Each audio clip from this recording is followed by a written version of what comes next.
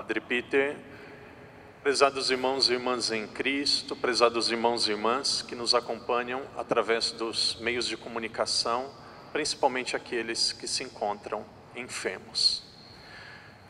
Existe uma palavra, existe um termo que é chave para a compreensão da Sagrada Escritura.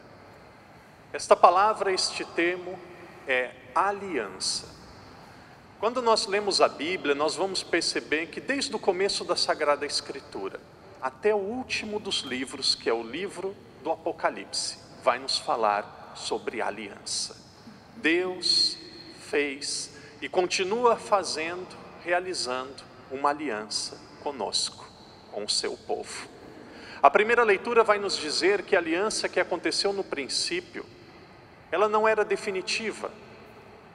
Viria alguém que faria conosco uma nova aliança. E a segunda leitura do livro de Hebreus, talvez o livro que mais fala sobre aliança no Novo Testamento, vai nos dizer que Jesus é o sumo sacerdote, que Jesus é aquele que vai realizar com o ser humano a aliança para sempre. E Jesus não é apenas um mediador perfeito, porque é homem e Deus. Jesus também é a aliança. Jesus é a aliança entre Deus e cada um de nós. Esta aliança realizou-se no Calvário, quando Jesus foi morto e derramou seu sangue por nós. No próximo domingo, nós vamos iniciar a Semana Santa. No próximo domingo nós vamos iniciar a meditação, a celebração dos momentos mais difíceis da vida de Cristo, onde por amor Ele entrega a sua vida por cada um de nós. O evangelho de hoje, do capítulo 12 de São João, talvez seja um dos evangelhos mais ricos, mais densos, mas ao mesmo tempo mais difícil de ser compreendido de todo o evangelho de João. Nós estamos em um momento decisivo da vida de Jesus. Vocês sabem que independente da nossa idade, nós temos várias crianças aqui, muitos adolescentes, jovens. Independente da nossa idade, duas coisas são certas na nossa vida. Uma delas, que todos nós um dia vamos morrer. Outra, que todos nós constantemente precisamos tomar decisões. A nossa vida é cheia de escolhas. A nossa vida é repleta de decisões. E a nossa felicidade, a nossa santidade depende das nossas decisões bem tomadas. O evangelho de hoje nos fala sobre decisão. Jesus tinha acabado de entrar em Jerusalém. As pessoas aclamavam Jesus como rei. As pessoas queriam fazer Jesus a pessoa mais importante para elas, porque Jesus realizava milagres, Jesus era poderoso, Jesus tinha uma pregação que encantava as pessoas. E no evangelho de hoje é um momento crucial da vida de Jesus, onde ele precisa escolher qual o caminho que ele vai tomar na sua missão. Jesus poderia escolher o caminho do egoísmo, o caminho de pensar primeiro em si mesmo, o caminho em defender a sua vida, o caminho em fazer a vontade das pessoas. Ele seria aplaudido, seria glorificado, pouparia a sua vida. Padre, qual que é esse caminho, que é o caminho mais fácil? Qual esse caminho que Jesus poderia ter tomado para preservar a sua própria vida? Jesus poderia ter abdicado, Jesus poderia ter deixado de dizer a verdade. Jesus poderia ter aceitado as injustiças. Jesus poderia, no Brasil nós temos esta expressão, ter feito vistas grossas, fingido que não estava vendo nada daquilo, e ele teria poupado a sua própria vida. Prezados irmãos e irmãs, a nossa vida é cheia de escolhas. Aqueles que trabalham sabem, em muitos momentos do nosso trabalho nós precisamos fazer esta escolha entre a honestidade, que é o caminho mais difícil, que é o caminho cristão, que é o caminho de Cristo, ou o caminho de agradar as pessoas, o caminho de levarmos vantagens, o caminho de pensarmos apenas naquilo que vai nos poupar de conflitos. Os nossos relacionamentos são cheios de oportunidade de escolhermos entre o caminho mais fácil e o caminho de Deus. Todos nós estamos aqui, sem exceção, queremos ser felizes. E para sermos felizes, eu penso que as nossas decisões precisam ser baseadas em 2 critérios. Primeiro critério, primeira realidade para nós tomarmos as nossas decisões. A maioria das pessoas procuram fazer aquilo que é mais fácil, aquilo que é mais cômodo. Nós vivemos uma sociedade, uma geração do descartável. O seu marido não é bom, o seu marido está dando problemas, o seu marido reclama muito, ele não tem um bom trabalho, troca. A sua esposa não é tão bela como antigamente, não é mais tão formosa, e hoje apareceu uma pessoa mais nova que está dando atenção para você, que vai te dar mais liberdade, troca. O seu trabalho não é bom, tem algumas pessoas que começaram a te incomodar, troca. Lá na igreja, na Sé, agora tem um padre, um bispo, um papa, um leigo que eu não gosto, troca.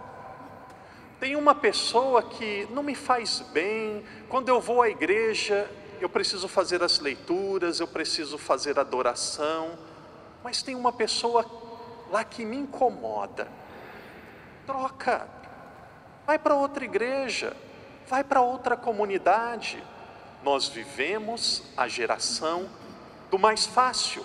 É por isso que nós somos muitas vezes pessoas sem resiliência, pessoas sem capacidade de enfrentarmos e suportar as gravidades, as dificuldades, os sofrimentos da nossa vida.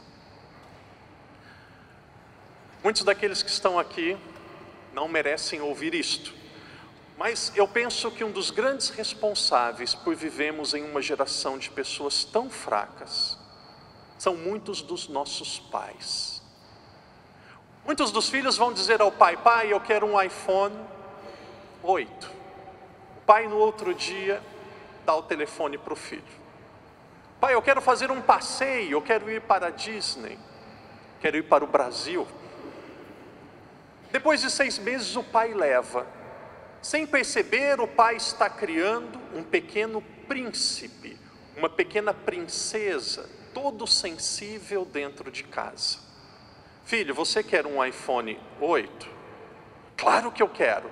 Você vai trabalhar, você vai guardar dinheiro, e quando você tiver condições, você vai e compra. Eu me recordo quando eu estava no Brasil de férias, alguns exemplos de família, às vezes não são tão bons nós falarmos, mas eu vou falar sem problema nenhum. Eu me recordo que eu tenho um sobrinho de 13 anos, Mateus Daniel, quase do meu tamanho. Menino dócil, bem educado. E quando eu encontrei o meu sobrinho, eu percebi que o celular dele estava todo quebrado. Mas não era só manchado, não era só trincado, estava completamente quebrado. E eu olhei para aquele telefone do menino, fiquei morrendo de vergonha. Fiquei pensando, coitado, menino tão bom com o celular todo quebrado daquele jeito. Depois de uma semana, olhei o celular dele, continuava todo quebrado. E eu, com muito jeito, eu perguntei: Mateus, seu celular está todo quebrado, por que ele está desse jeito? Padre, a minha mãe disse: Mateus, você quebrou o celular, guarda dinheiro, e quando você tiver dinheiro, você leva e conserta. E se você quiser um celular novo, espera alguém lhe dar de presente. A função dos pais na sociedade é educar os filhos para a frustração. Por mais que seja difícil, a nossa vida ela é cheia de frustrações, a nossa vida ela é cheia de nãos, a nossa vida ela é cheia de renúncias. Nós precisamos aprender que nós não somos o centro do mundo. Nós precisamos aprender que as pessoas não estão ao nosso serviço. Nós precisamos aprender a lidar com contrariedade. Um dos maiores erros dos pais é que muitos pais querem ser mais amigos do que pais. A sua função é ser pai. A sua função é ensinar o seu filho, a sua filha, os seus netos para os verdadeiros valores. Crianças, adultos, irmãos e irmãs, não escolha o que é mais fácil, escolha o que é certo. O que é certo muitas vezes pode nos trazer dificuldades, dores, renúncias, porém vai nos trazer paz. Segundo critério para as nossas decisões, todos nós queremos ser felizes, mas existe uma felicidade que é a felicidade plena, existe uma felicidade que é a felicidade perfeita, é Deus. Deus é o sumo bem, e nós somos felizes à maneira que nós participamos da perfeição divina. Quanto mais nós participamos da vida de Deus, mais nós somos felizes. Deus nos criou para a santidade. Deus nos criou para a santidade. Ser santo não significa ser sem problemas, sem defeitos, sem pecados. Ser santo significa ter Deus como a mais alta prioridade da nossa vida. Deus nos criou para vivermos com Ele.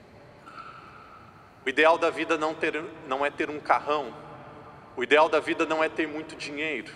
O ideal da vida não é fazer muitas viagens. Não é ter a melhor de todas as casas. Se isso for possível, tenha.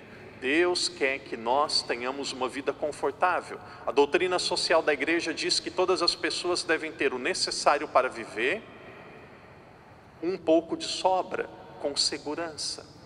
Porém, não deixe que as preocupações deste mundo façam você se afastar da meta e do verdadeiro sentido da nossa vida, que é Deus. Nós vamos ser mais felizes à medida que nós fizermos mais a vontade de Deus e formos santos. Não tenha medo e receio de tomar as decisões corretas na sua vida, de dizer as coisas corretas no momento certo e do jeito certo, porque Deus não nos criou para agradarmos as pessoas. Deus nos criou para a santidade. O padre encerra dizendo isto: não tenha medo de conflitos, não tenha medo de problemas, não tenha medo das adversidades. Deus nunca lhe faltou, Deus nunca lhe abandonou, Ele não vai lhe abandonar. Fique do lado da verdade, tenha paz e seja uma pessoa santa e feliz. Em silêncio rezemos.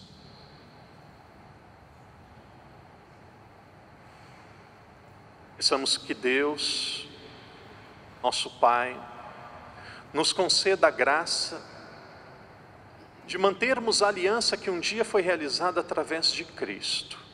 Que esta aliança seja através da nossa oração, através da participação nos sacramentos, mas principalmente, como nos diz o Salmo de hoje, através de um coração puro. Dai-nos, Senhor, a graça de termos um coração puro.